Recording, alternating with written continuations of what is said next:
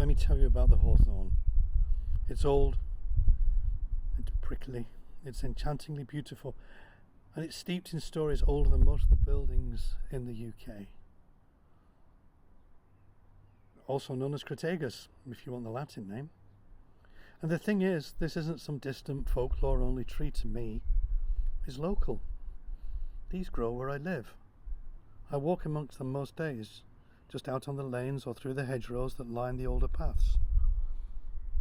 But then they're just there, ordinary, scruffy, spiked. But then, in May, they do something kind of magical. They bloom. Almost overnight, the trees explode into white blossom.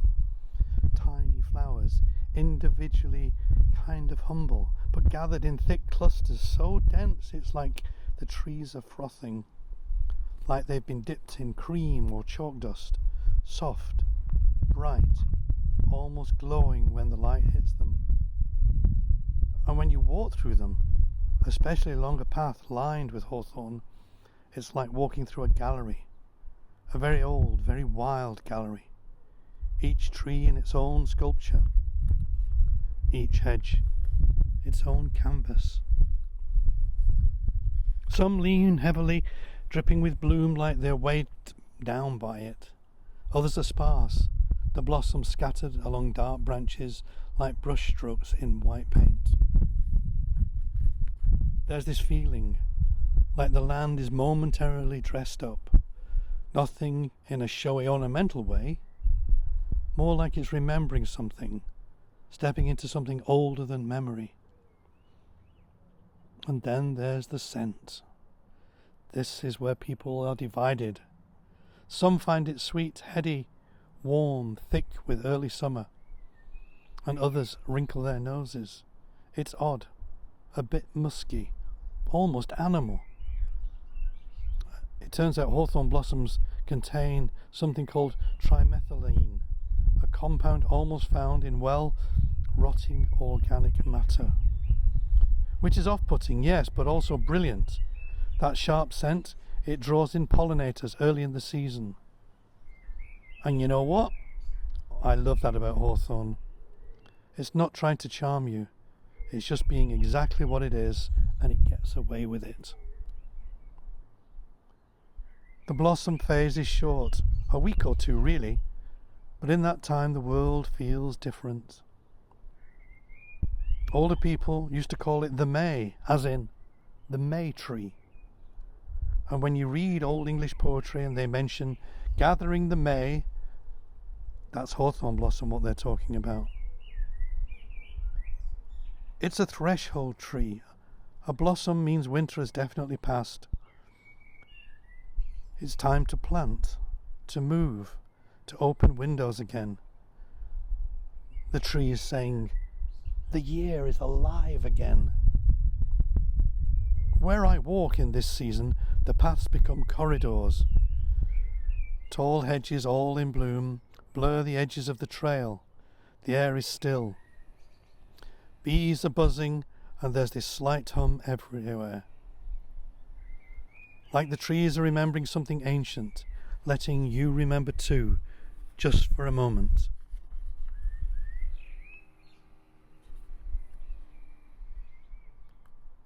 And then there's folklore.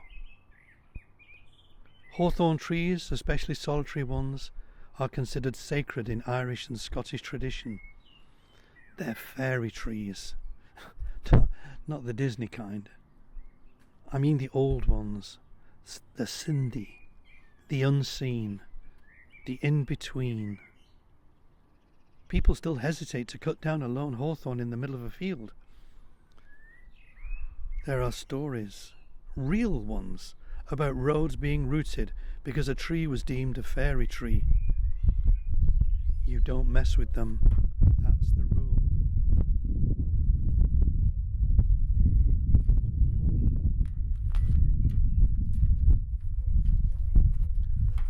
And honestly, standing under a blooming hawthorn in the stillness of May, you understand why.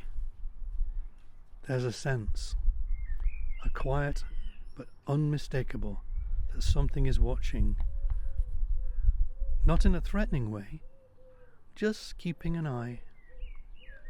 Like the tree is older than your name and it remembers the things you don't. And then the blossom fades. It drops like confetti, or snow, or shedding skin. And the tree goes green again, almost forgettable, unless you're looking. Until the berries come in autumn, and then the branches blacken against the winter sky. But for a little while each year, the hawthorn reminds us of the land's wildness, of its deep memory, of the fact that something as modest as a hedgerow can become briefly a cathedral. I walk amongst them most days. They're part of the landscape I live in. But when they're in bloom, they become something else.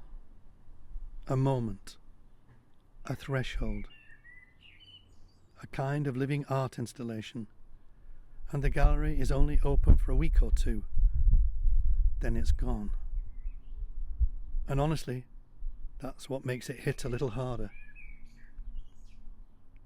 So if you've got hawthorn trees near you, go visit them. Walk slow. Look up. Breathe in the scent, even if it's weird. And stand still under one for a moment, just long enough to remember something. Thanks for joining me in this little celebration of an old, wild and quietly magical tree.